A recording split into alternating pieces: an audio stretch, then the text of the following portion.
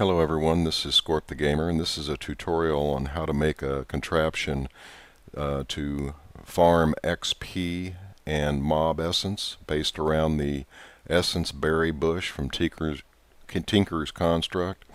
And there's quite a few extra pieces here, but the three main components are the harvester, the autonomous activator, and the sewer.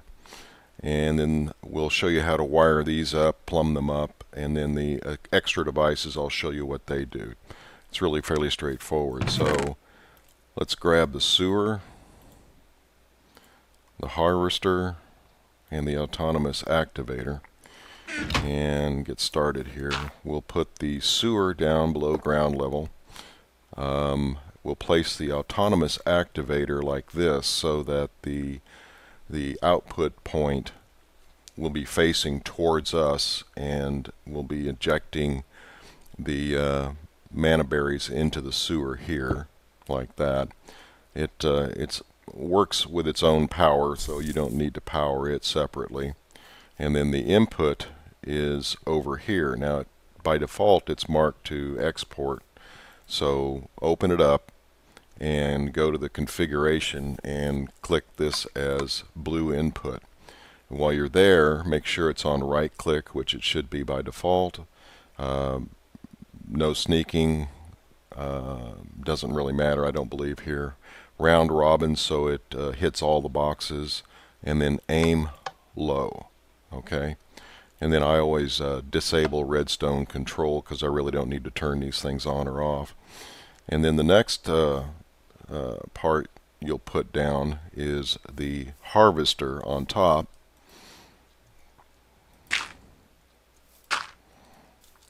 And the harvester again will face the direction you're facing. Hopefully it'll go on like that. Nope. If it doesn't face the right way, hit it with a wrench until the grate portion is facing in this direction towards the sewer.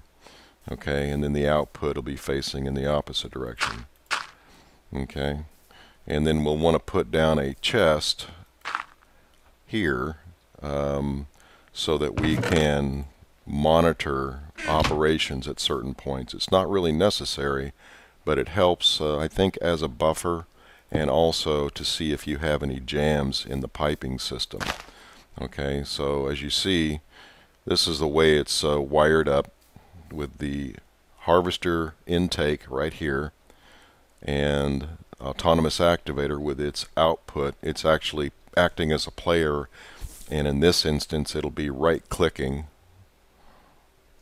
on the inventory that's in it down onto the sewer, as if you're dropping the inventory down onto the sewer. Okay, so the next thing we're going to do is put some piping in. It'll be item ducts. Okay, now the item duct attaches from the harvester to the box, and from the box to the autonomous activator. Now double check at this point that you have your autonomous activator set to blue for input, because as you saw, by default it goes down as red output, and if you don't change this it won't work. Okay, so it should be set to blue, and if you don't do it before you put the pipe down, you won't be able to see it, the item duct. Okay, and then we want to channel the flow through the item duct using a wrench. Okay, I'm sorry, that's the wrong pipe. So here is going to be output. A red is out from the harvester down through the pipe, through the chest, and then out of the chest and into the autonomous activator. Okay, so now we need to set up our berry bush farm. So the easiest way to do this is to get up to the level where you want to be to put the berry bushes. Okay, and build a platform of dirt. Now I don't know the exact width range of the harvester as far as how many blocks to the left or the right of the bushes that it, or any crop for that matter, that it'll harvest. So I just put it one on each side. You can look that up. And then what you want to do is build this platform out 7 blocks. Okay, so that's what, 5, and then 2 more. Now this is all this is doing is giving you a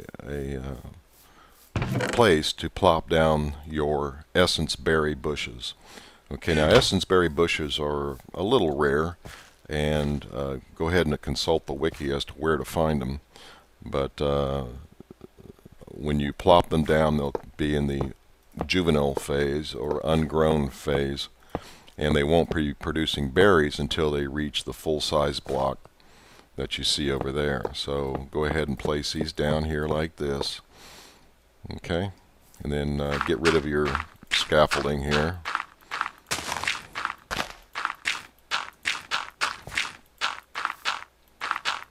Okay, now that'll have to grow and mature before it will be harvesting, be producing berries that the harvester can harvest.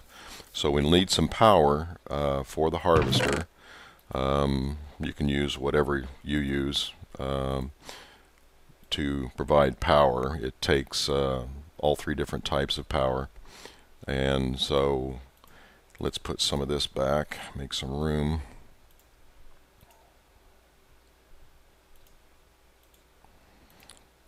Okay, so what we can do is run our power cable in to the harvester, and for this video demonstration purpose, I'm just going to put the power cell up here, the redstone energy cell. And this one's a fully charged one, so we'll have plenty of power. And when you do that, you'll see that the harvester now has power, and it's pulsing. Okay, it has no work to do yet because there's no berries to be harvested, and leave the sheer leaves and small shrooms to know on this. Okay, and so now it's waiting for something to harvest. All right, now we need to route the excess. What happens is the harvester, when it's harvesting the berry, you know, just like in real life, you know, you pick grapes or something from a vine, you're going to have stems and leaves and stuff, you know, extra, whatever, you know, that you want to get rid of. So the way to do that with the harvester is to get some fluid duct, okay, and attach it to the bottom of the harvester, because again the main output is through the back here opposite the input. Okay, so bring this out, and then you can use drums or barrels or furnaces, you know, whatever you want to use this stuff for, you can route it to where you want it to go. Okay, so I'm just going to stick this in a drum just to show you that it does produce this stuff. Okay, now the drums are neutral and unlabeled until you start to pipe stuff into them, and then they change their labeling to whatever material they're collecting. Now again, the sewer also produces a waste product in the manipulation of these manip berries called sewage. Okay, so you'll want to use an item duct or a fluid duct for that also. Okay, so what we're going to do is cut out a channel below here and put in fluid duct to the bottom of the sewer, and then we can put another barrel here. You can put it wherever you want, route it as you see fit, and put it up a little higher so it's more obvious here. Okay, and then the oops, I put that on the wrong spot. Yeah, you want to be careful here. So put this on the side of the sewer. Okay, now this, in the sewer menu, the column on the left is your actual product that you're after, and then this is the sewage that comes out over here on the right. Now, if things are working normally, you won't see anything in those slots until this fills up or the other item duct gets full. Okay, so now out of the bottom of the sewer, we want to have more fluid duct coming out.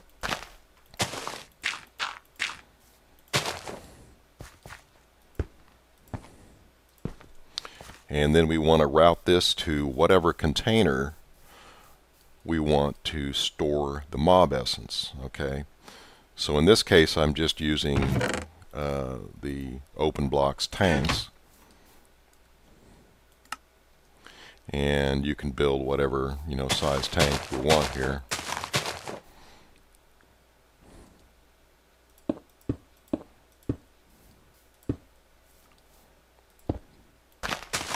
And make sure that the fluid duct connects to the tank.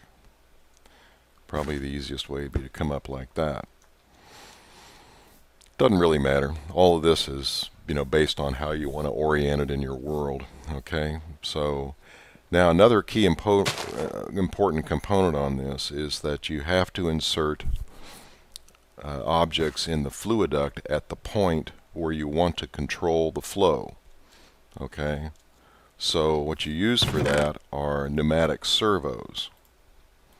Okay, so we want to control the flow right here at the bottom of the sewer output. So right click, and now it's installed, and you should be able to right click on it and let me see, let me get some stuff out of my inventory here.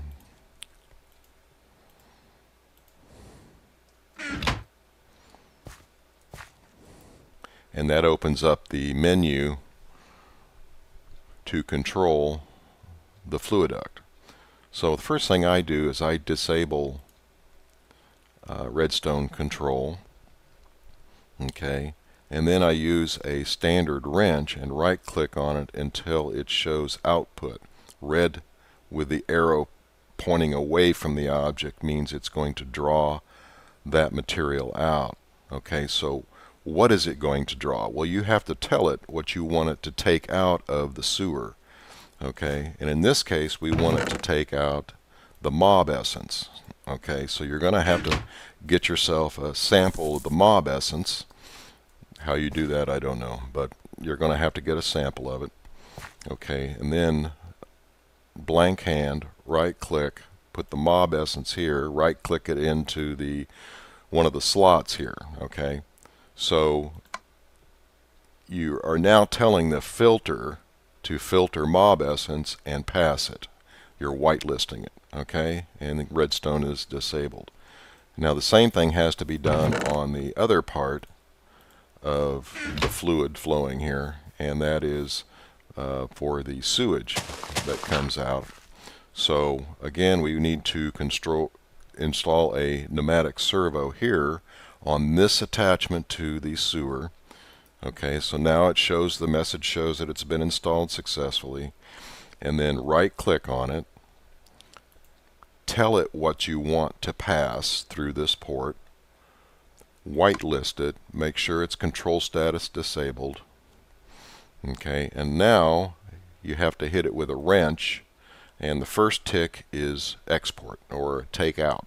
So the red arrow indicating that you want the sewage to go into this drum. Okay, now that's pretty important that you do that, or you won't get what you're expecting. Okay, now the same thing has to be done on the item ducts here. Okay, so as you see now, this is unpowered. We've set the direction, but we need to be able to control this. So what I'm going to do is install a pneumatic servo here. Okay, and then I'm going to right click on it, which gives me now a control panel. The servo provides this control panel for us. Otherwise it's just a passive duct. And I'm going to disable redstone control. Okay, and then I have to tell it what I want to pull out of here and into my system and carry it through to the autonomous activator. So I'm going to give it a sample of what I want it to pass, which is the concentrated essence berry. Okay, so again, your best bet is to right click with an empty hand on the end that has the servo. Okay, actually doesn't matter. Click on the export side here, the one with the red arrow that's taking items out. Tell it you want it to take out berries, okay, and whitelist it. You have to whitelist it. If you wanted a device to pull everything except something, you could blacklist that something and say, no, don't pull that. To pull the one item that you do want in this situation, you need to whitelist it, okay? Again, control status disabled. Now we need to do the same thing here. Now the chest is really not essential, but I find that for troubleshooting, it's a good indicator if berries are being harvested but they're not being ejected through the activator. Okay, so if they're getting stuck, so I go ahead and put in this chest. So which means now that I have to adjust these item ducts so that they're operating correctly. Okay, so I can't get into the control panel on this one because a pneumatic servo must be installed for control. So I'm going to grab my pneumatic servo and right click on the export side here. Now it's installed. Now go to a blank hand, right click, tell it what you want to export, whitelist it, disable redstone control. Okay. Now if you wanted to have complete control over this system, you could hook it up, redstone wires or whatever to turn these ducts off. I mean, this can allow you to make some very complex plumbing decisions more automated. Okay, we don't need it in this scenario. Okay, so now we have the mana berries being harvested by the harvester, passed through the ducts to the autonomous activator. And essentially, it will right-click on the sewer with a mana berry in its hand. That's what the autonomous activator does. It replaces the players standing there and right-clicking something. Okay, so now we have, I think, everything set up to actually harvest what we're after here, which is mob essence. Okay, now a scenario occurs where some of the essence balls, what you see as XP balls, doesn't get converted to mob essence and will accumulate around the sewer. Now the sewer pulls, I think, in a 3-block radius. Okay, but I'm not sure exactly why, but XP balls will accumulate around here when you come to visit this after a few minutes or an hour, and you really want to capture these. This is also a very valuable byproduct of what we're doing here. The main thrust is to get mob essence to power an auto enchanter. Okay, and I'll go over that in a minute. So what you really want to do is put a vacuum hopper in another tank down here. Okay, so the vacuum hopper again is open blocks, and then we can grab our tank.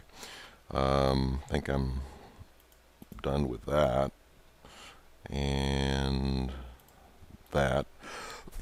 Excuse me. Okay, so we want to put the vacuum hopper in the vicinity of the sewer opening. Okay, so that any extra liquid XP or those little balls that might be lost will be vacuumed up and put in a tank. So the easiest way for me is just to plop it down right here. Okay, and then we want to build some sort of a tank for it to collect those balls and put it in the tank for us. Okay. Now this has to be configured as to what it is you want it to do. So right click on it. Let me get rid of some of this. Okay, so now right click on it and you'll have two options, one for liquids and one for objects. We want liquids here, and we want this face to be the output. Okay, so it's green for liquids. Okay, if I click this, it would add another ring for objects, for items. Okay, so now this vacuum hopper is going to suck up any of those extra experience balls and pump them into this tank, okay, which is what you see here. This tank has 10,015 liquid XP. Okay, so when the system's up and running, the berry bushes are mature and they're producing berries. One will pop open here in a minute and you'll see what I'm talking about. And the harvester is pulling the berries off the bushes, sending the berries through the system. The autonomous activator is right clicking them on the sewer, which then converts it into mob essence and waste byproduct called sewage. Okay, so primarily what we're after is the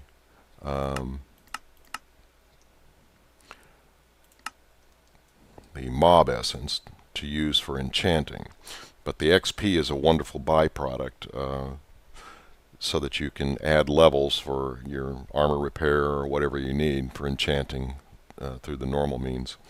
So once this is up and running, you'll see this, like right here is a berry. In a moment it'll harvest this berry. As it works its way, the harvester works its way through the grid of the bushes or crops in front of it. Okay, and that'll disappear, and then be transported through this pipe down into the autonomous activator. Okay, it's essential that you get your pipe set up. Redstone control, sample, whitelist. Redstone control disabled, sample, whitelist. Okay, so you just saw it harvest one there. See, there it goes right now, right there. Okay, did you see that XP ball fly off? Well, that would have been wasted. You'd come back here in an hour and you'd see these things sitting around here and they'd be wasted. So it got vacuumed up into this hopper, which is set to take liquids of that type and put them into the liquid tank. Okay, actually I don't think you even need a sample here. That's for a different use, but anyway. Okay, so that is the setup. Now what you would use this mob essence for, obviously, is to enchant. Okay, so that's pretty straightforward. I'm going to do this real quick. It's not that big of a deal. Okay, so you have a enchanting auto enchanter here. You have the fluid duct hooked up. You have the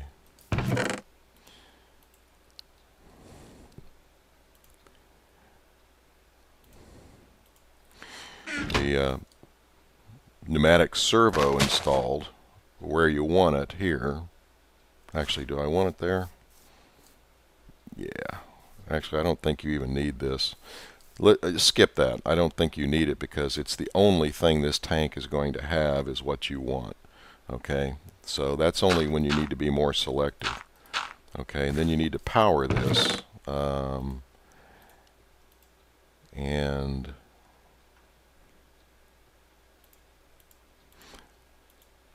the auto enchanter requires power, so we can put down an energy cell here and power that, and right click on this, and you can, if you want it just to run, you can disable that, and then your output has to be where you want it. I think that's the correct face, yeah. So you've turned these blue dots into brown or red, so that the power is going from the redstone energy conduit to the auto enchanter. So now the auto enchanter has power, and when this starts harvesting mob essence, it'll have the fluid it needs. And so what you get, obviously, from all this is an auto enchanting table, which you can enchant objects randomly as far as to effect to a level you choose. If you want to put just a lighter enchant, you can turn this down. If you want to put the maximum, which is 30, you can put your item in, and what you'll see is now that it's using the mob essence to enchant this item. Alright, so that's how all this works. The mob essence is used as a source of enchantment, and then you can enchant these devices how you see fit. So if I turn this down, I can finish it quickly, and that enchant gave me Smite 3. And I can put it back in depending on the device and add an additional enchant. That depends on the device how many it can take. Okay, so that's it. I mean, that's the basic method of doing all this, and it works pretty good, and there's lots of different ways to do things here, to route things, but it's pretty straightforward. The hard part is to remember to get these servos installed correctly, okay, and get the filters set up correctly.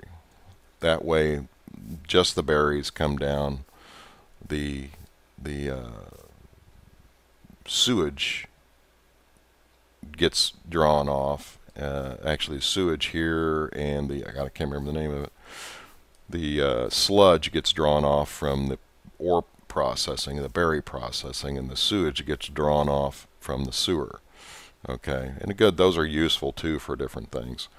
But you can also set this XP tank up with an XP shower, if you can see that little goober right there. You need to be careful with this, because if you just put it on a tank by itself, it's going to immediately suck the tank out onto the ground. So before you put the shower head on, put down a redstone switch and figure out, using a piece of redstone, which way is on and which way is off, because the shower head is on by default. So you want to send it a redstone signal to turn it off. And again, the redstone signal's coming out both ends of this switch. So let me see if I have another shower head, because I just broke that one. There we go. And now you put this on the side of the tank, and then you can flip the switch, and you get a shower of XP. What could be better? Okay. Alright, well, that's this tutorial, and I hope it's clear and you can see what's going on here. You might need to stop and replay it, obviously, to get some of the finer points as far as how to set things up. But if you're like me, I concentrate on building things, and I'm not always out fighting monsters and getting XP, but I do need to repair my armor and enchant things, so this is a real easy way to do it. It's a little OP, but hey, it's fun. Alright, check back later. I'm going to be doing some additional tutorials when I have a chance, and please come and see me on Twitch TV, Scorp the Gamer, all one word. I have a regular schedule. I try to be on that schedule, and you can play along with me. Thanks.